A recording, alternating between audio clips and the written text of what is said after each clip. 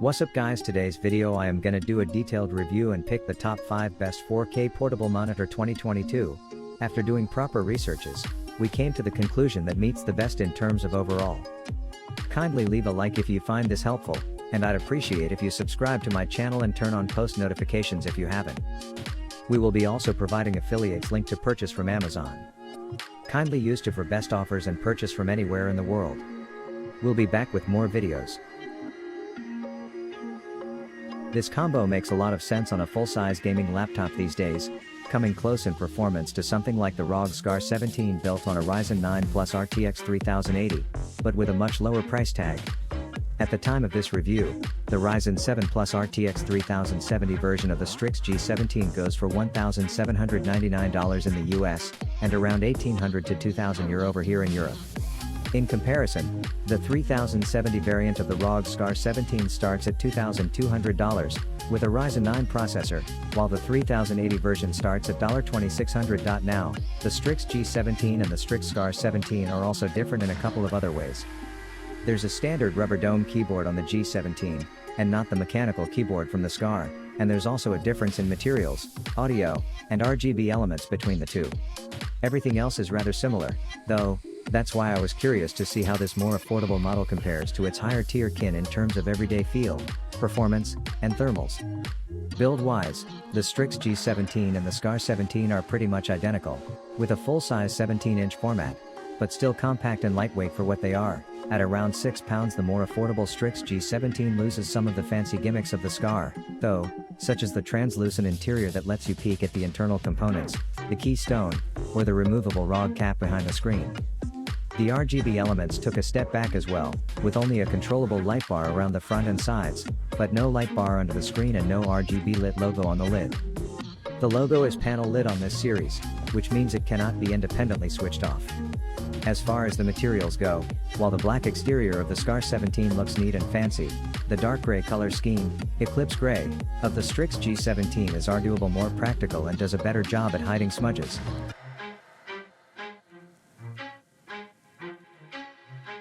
If you hop from one work location to another and rely on a portable monitor, check out this 3-in-1 tablet. It also works as a tablet and drawing pad. Work from anywhere, seamlessly, with the PHEONIX Note 3-in-1 hybrid tablet. This 3-in-1 tablet is an Android tablet, drawing tablet, and portable monitor in one easy-to-carry device. The new normal has accelerated our shift toward non-traditional workspaces. Now, your typical workday could involve clocking a couple of hours at home in the morning, meeting a client for lunch, and dropping by the office in the afternoon. And, of course, you want your tech to keep up with your changing workspace. That's where the PHEONIX Note comes in. Unlike most portable monitors, this one isn't a dead gadget the moment you unplug it, it stays by your side all workday long. The PHEONIX Note is also compatible with consoles like Nintendo Switch, PS4, and Xbox in monitor mode. So, after a long day at work or school, you can kick back and relax with your games. At 15.6 inches, this full HD display keeps you immersed in your work, movies, or games. The extra space gives you a complete picture of the project you're working on. Meanwhile, switching between monitor and tablet mode happens at the push of a button, so there's nothing to struggle with when you want to change modes. Also, you can use the stylus in both modes. Additionally, you'll stay on target thanks to Rockchip's RK3566 chipset. The Android tablet mode delivers quad-core ARM Cortex-A55 at 1.8 GHz, 128 GB of storage, and 6 GB of RAM. So this is a tablet you can rely on. While most portable monitors need to be attached to a power source, this 3-in-1 tablet boasts a 9000 mAh battery that keeps it running for up to 4.5 hours. That way, you avoid wires and extra hassle. And, when you want to get work done at a coffee shop, you don't have to sit there awkwardly trying to attach your monitor with a cable.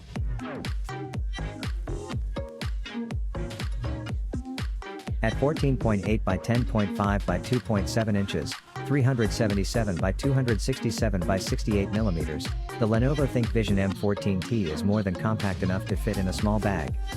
Though it seems durable enough to bag by itself, it also comes with a cloth sleeve, which I'd probably not use because it adds bulk. At just 1.5 pounds, 0.7 kilograms, it's ever so slightly heavier than the 1.3 pound, non-touch ThinkVision M14, but it still feels incredibly light in the hand. As part of Lenovo's ThinkVision line, The M14T has the same raven black color and rectangular lines as one of the company's ThinkPads, so if you plan to use it with a Lenovo business notebook such as the ThinkPad X1 Carbon, ThinkPad X1 Yoga or the ThinkPad X13, it will look right at home. The front panel is covered in a glossy material which includes both the screen itself and the bottom bezel. The back surface has a matte, soft touch texture. The real star of the show with the ThinkVision M14T is its built-in kickstand. The 3.5-inch tall plastic stand folds up against the back for when you're carrying the monitor or perhaps holding it aloft for pen input. But when it's flipped out, it holds the monitor up in sturdy fashion both in landscape and portrait modes. Though the M14 has the same kickstand, many portable monitors don't have one at all, instead relying on the flimsy foldable cases that come with them to prop them up.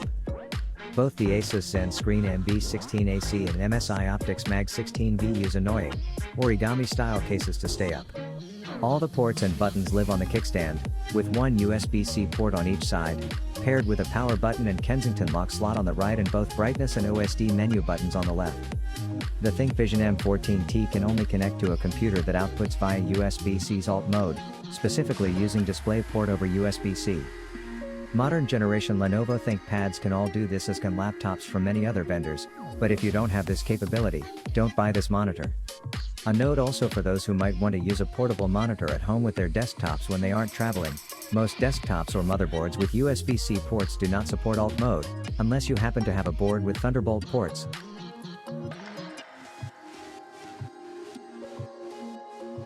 The SIDETRAK Swivel is a portable 1080p monitor that attaches to your laptop and allows you to have a second screen to extend your desktop and flip it around so that you can mirror your desktop and show it to someone else across the desk from you. It can also serve as a standalone portable monitor that sits on your desk utilizing the built-in kickstand. The first thing I like about the SIDETRAK Swivel is that it doesn't require a power cord. It derives its power from the cables you use to connect it to your laptop. It also doesn't require any drivers to download, and it is compatible with Mac, Windows, Chrome, and some gaming systems. So it truly is plug and play. The included template in the box helps you line up the metal plate on the back of your laptop monitor, and you can use the template to decide if you want the swivel to be placed on the left or right side of your monitor. The only trick for connecting the SIDETRAK Swivel to your laptop is making sure that you have the ports on your laptop that can support power and the video signal. If you use the USB-C to USB-C cable, that's all you need. If your laptop doesn't have the right kind of USB-C connection, then you'll have to use the USB adapter on your USB-C cable and also use the HDMI to mini HDMI cable.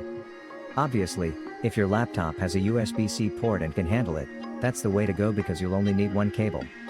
The swivel is very light, only 1.2 pounds, and it needs to be because this screen will be attached to your laptop screen. My laptop is pretty thin, and there have been times when I had the swivel folded back against my laptop screen because I wasn't using it, and my laptop tipped backward.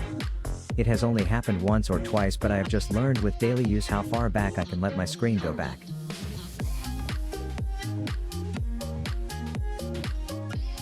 The MAKO has a viewable area of 344 by 194 mm and a 10-point capacitive screen. There is a minimum bezel, giving the display a nice look. Its resolution is 1980 by 1080px for the MAKO and MAKO Max, which has a 17.3-inch screen, and 3840 by 2160 for the 4K version, the MAKO Pro. Its external dimensions are 355 by 225 mm, and the screen itself is only 5 mm thick, slimmer than many smartphones. The kickstand is 322 mm by 88 mm by 6 mm in size.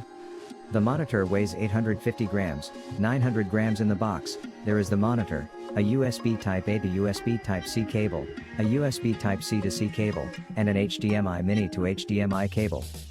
There is also a microfiber screen cleaning cloth, and an information sheet for the monitor. I also received a carry case, but I do not know if this is to be shipped as standard with the monitor. On the right-hand side of the kickstand, there is a 3.5mm audio jack, a dial wheel to confirm the on-screen display, OSD, options, USB-C or mini HDMI, and a touch button for OSD.